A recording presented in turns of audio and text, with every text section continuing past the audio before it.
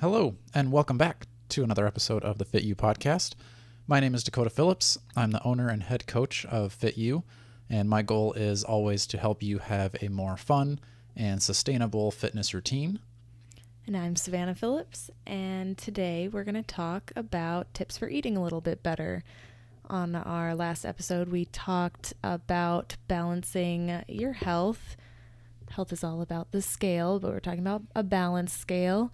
And so now we're going to kind of focus in if you are really on the unhealthy side of eating healthy, then we're going to give you a few tips to put some weight into that healthy choices side and make small improvements, get you closer to balanced. Yeah. So first we're going to talk about some replacements that you can make in your eating and kind of how you can make small adjustments, because like we said in the last one, we're not trying to do a giant overhaul of everything you eat. We're not going to clear out the whole fridge and stock it with only kale and broccoli because that's not sustainable. So we're going to make simple, small changes that over the long term can have a bigger impact. So one of the things that I did in college, I can't remember, I think maybe I was getting ready for a Ninja Warrior competition or something like that, and I was trying to lose a few pounds. But you've got the dining hall and it's pretty much a buffet every day. I was trying to think of ways to save a little bit of calories and still get to eat all of the food that I liked. So I made a simple switch from regular cow's milk to almond milk. There's less calories and it's got, I think similar, if not more calcium. I personally think it's a little bit healthier for you. Dairy farmers will probably fight me on that, but I also think it's probably a little bit better for the environment too. So a few different reasons of why I chose to do that switch. And like I used to be like in high school, I would usually drink like a glass of milk for dinner, milk and cereal for breakfast. In college, I didn't really drink as much like milk just like with a meal. So that was pretty easy because I don't personally like just drinking a glass of almond milk. I do love chocolate almond milk though, but I don't know if that's necessarily on the healthy side. It's got some sugar in there. It's got a lot of sugar. Yeah. But if you're like, so say you want to eat cereal, but you want to save some calories, rather than putting your regular milk on there, you can put unsweetened almond milk, which is going to have like 30 calories depending on how much you put in there. If you put in a cup, it'd be 30 calories. If you put in less, it's less calories. But then if you're using like 2% regular milk, you're going to have, I don't know, it's like 100 and something, I want to say. Not 100% sure. I didn't look it up, but I know it's more than 30 calories. So you can still eat your cereal and save some calories. Yeah, and for me, switching to less dairy, making a switch to almond milk, I really like oat milk. So I'll typically do oat milk, but it's less about the calories for me and more about my hormonal health. And I end up feeling a lot better when I restrict how much dairy I consume. So that's a switch that I made that's really helped me in case anybody out there is on a hormone healing journey. Yeah.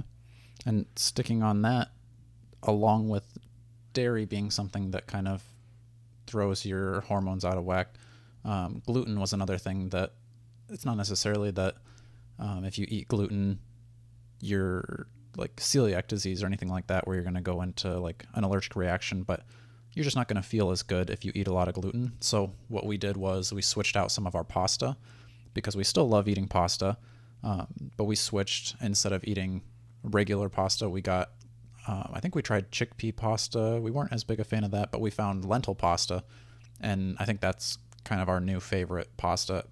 And it's good because it doesn't have gluten, but it also has a ton of protein too. So that one you could eat after a workout to get your post-workout protein in, and it'd be really good. Yeah, so we do a couple of different ones. We have the red lentil pasta that is kind of our go-to, especially because then you already have your protein in there, and that's really helpful. And that one's pretty good. And we also have like a corn rice, couple other things, like a blend pasta that's not protein, but that's more like a normal pasta. We tried a couple of like cassava flour ones, and they were not great. That was so you got to experiment and be comfortable with throwing some stuff out. We made a box and just took one bite and knew that we weren't going to be able to finish it. It was pretty rough. So you just experiment and find something that helps. But yeah, I didn't realize how much gluten I was really consuming every day, and just making a switch. Like I'm not gluten free, but making switches like that and replacing some items where like now if we have a pasta dinner, it's not an entire meal of gluten. So it's because you don't realize, like, if you have a sandwich, most likely your bun is going to be gluten. And then if you were to have a bagel or cereal, that's also gluten. So it's a simple way to find one meal a day that you can take that out if it's something that might make you feel better. Yeah. And then another switch. So we really enjoy eating curry. We'll make it at home sometimes. And along with the curry, usually you want some rice to go with it. White rice is okay, but it doesn't have... Not gluten, but it does spike your blood sugar. Right. Not a ton of nutritional value there, and it spikes your blood sugar. So some switches that we made there was brown rice, or Savannah really likes the black rice. Yeah. Forbidden rice is really good. And Yeah. that one's got a lot more nutritional value to it. Yes. And it's not like it's a huge change in the rice where now you can't enjoy your curry anymore. So it tastes similar. It's not the exact same, but I don't necessarily love brown rice in a lot of things. I think that has a very different flavor. So if you're a person that really doesn't like brown rice, black rice is a good alternative. Especially for something like curry too, because I think like the spices in curry is going to overpower most of the rice anyway. Where if you were just eating like stir fry, then maybe we would have a little bit stronger of opinion on that too. Yeah, there is something to be said for a good jasmine rice, though. It's delicious, but when you want to make that healthier choice, swap it out for some black rice or some brown rice every now and then. Yeah. So beyond replacements, those are all great. They're little switches that you can make, not totally overhauling your diet, but if you want to take things a little bit further and start feeling more of a change, I know we're talking about making those healthy choices, but you should really be feeling the healthy choices too. The things that we have done beyond that, it's just challenging ourselves to eat new foods. So kind of like I said, we're eating a lot of gluten, and with me needing to reduce that, yes, we found some other pasta alternatives, and I found some bread alternatives, but it is kind of hard when you're just trying to replace something that you're used to and the flavor of it, and like that can get very frustrating when you've been eating something for your whole life and then trying to make that switch. You're like, it's just not the same anymore. So what I feel like we have found super helpful is just trying to find completely different foods. So instead of being like, okay, well, we enjoy pasta, let's find a pasta that you're okay with, we've said, what can we eat instead of pasta? And we actually found out that we really love polenta now. Polenta was a good switch, and now we do that as more of a complex grain for our meals now instead. Yeah. And I mean, sometimes when you do those switches, you're going to find that you really enjoy those foods. Like polenta, now anytime Savannah's like, oh, what do you want for supper today? I was like, I want polenta, because I mean, we put the turkey sausage and Brussels sprouts on it, and it's fantastic. I really like it, and it's pretty easy to make. It takes a little while, but we usually make a lot, and then there's leftovers, and that ended up being a really good switch out, or I mean, just a whole new food that we had never tried before, really. And we've had some other fails. Like we tried rutabaga, and I think we just didn't cook it right or something. It turned out super duper bitter. So I think that was just a mistake on our part, and we could try again. But yeah, you might try something new and not really like it, but you just got to keep going. Yeah. And like when you do try those new things, it's always good to have like a backup plan. Like we said earlier, when we tried one of those alternative pastas. Yeah, we tried it and we just threw it away. But then we had the red lentil pasta as backup, and we ended up liking that. So then that was our meal. It took a little bit longer because we had to make 2 batches of pasta, but we weren't stuck and had to like go back and like, oh, guess we're having frozen pizza now because our pasta didn't work out. We had 2 kinds And then it's also good just to try it too, because maybe if we did like the first one, but then we found out we liked the red lentil one better, you just kind of, broaden what you're able to shop for rather than just like, I have to find this one specific thing. Gives you more options. Yeah. So challenge yourself to get some new foods in there. Replace some things that you're already eating with a slightly more healthy version. There's one thing that I think made a really big impact, that a change that we made. I don't like salads really. I don't like leafy greens, but for a program that I am on, I had to do a lot more dark leafy greens, spinach and kale and cabbage and Brussels sprouts and all that kind of stuff. And it was like, I feel like I leaned more towards like root vegetables, and like did a lot more like sweet potato and carrots and onion and stuff like that. Like that's what I would like lean towards. I love green beans, stuff like that. And it's like close, but I avoided the leafy greens because I do not like them particularly, but we have found a lot of good ways to incorporate them into our meals and to just kind of mix them in with other things. I'm not a person that can just do like a side of sauteed spinach. It does not entice me at all, and I'm not going to stick with it. So we found a lot of ways to just put them into our meals, and that's been super helpful and very, very frustrating, to be honest, because I'm so annoyed that it's helped so much, because now I have to keep doing it because I know that it actually makes me feel better. So if there's something, if you just want to choose one thing to do more of or to put in your diet, if you're just wanting that little bit healthier, find a way to put in some dark leafy greens in your diet. It's insane how much it helps. Yeah. I mean, we put that in with our pasta. Like we don't cook down the leafy greens. We'll just like kind of cut it up smaller, put the pasta in, put the leafy greens on top, then put the sauce on. And I feel like that's a good way to kind of, I don't know. I'm also not a big fan of leafy greens, so it's kind of how we like hide it in there, but we still get our nutrients from it. Doing wraps, I've really enjoyed eating wraps the last like month or two. You can easily add some greens to that. I usually put a lot of sriracha on there, so I'm probably going to taste the sriracha more than I'm going to taste the leafy greens. Yeah, and maybe this is a replacement thing for you. Like if you're a person that does a lot of iceberg lettuce or romaine lettuce, switch for something that's a little bit more nutrient dense, and that's maybe your little level up on your greens. Yeah. And then I think the last point we're going to talk about is not to take anything away without replacing it. So I think you had an example for your breakfasts, right? Yeah. So I think it's like really important, if you're going to be trying something new, don't start restricting on yourself and just not eating certain things. If you're like, oh, I want to be healthy, so I will not eat this unhealthy thing, that's really not going to be sustainable, because all you're going to do is not eat that thing and then sit there and think about that you're hungry or that you want to eat that thing. Like you need to replace it before you stop eating something. So like for me, I was doing bagels in the morning a lot. Like I did a bagel and peanut butter every morning for so long. And once I started realizing that it was actually helpful for me to start limiting my gluten, I was like, well, that's an easy thing. I need to find something to replace that, because that's just an entire meal of gluten every morning.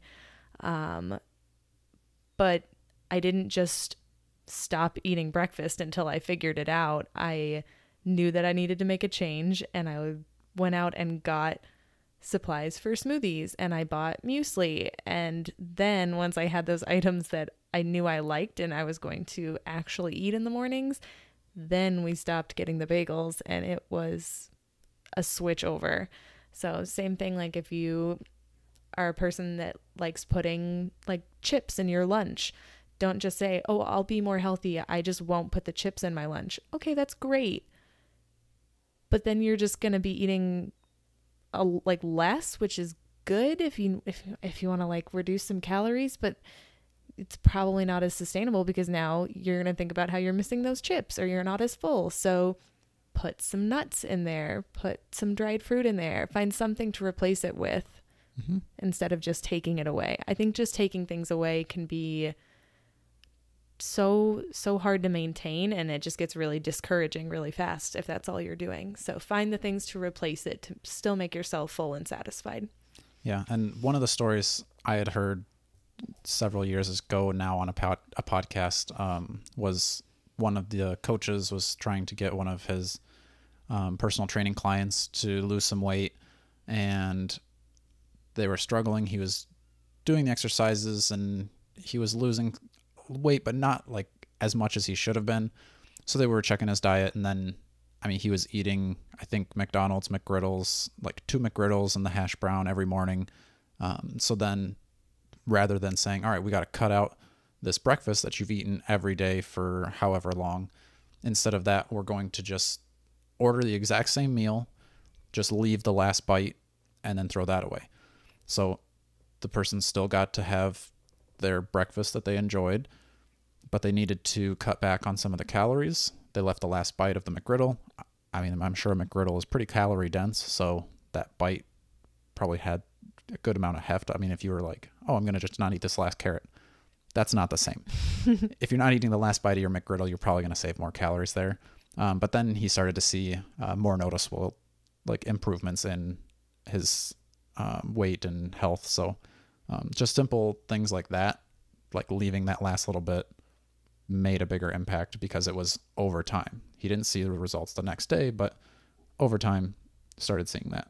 And I feel like that's got to have like a psychological impact too. Like you got to feel more in control if you're able to say like, right, I'm just going to put that last bite down. Because I definitely have a problem with that of like, whenever we are eating, like if the food is there, I feel like I have to finish it, even though like I was probably full like half a plate ago. You were a clean plate club kid, weren't you? Exactly. So you kind of have to retrain that. Be like, yes, you don't want to be wasteful, but you also don't have to force yourself to finish whatever is in front of you. You can leave some of it there. So maybe that's something to work on too, is understanding that that is okay. Don't be wasteful, but don't just stuff yourself to stuff yourself. And then, I mean, like we said, we've replaced some like pastas and with other things and tried to add different things in. But that doesn't mean that you have to replace every single thing that maybe is not on the healthy side. So for me, I love Ben & Jerry's ice cream. I've tried other low-calorie, quote-unquote, healthier ice creams. That's not going to do it for me. I'm going to eat my Ben & Jerry's ice cream. I'm going to skip the quote-unquote healthier ice cream. And that's just not one of... I mean, yes, I could eat less of it, but if I'm going to eat it, I'm going to eat the good stuff.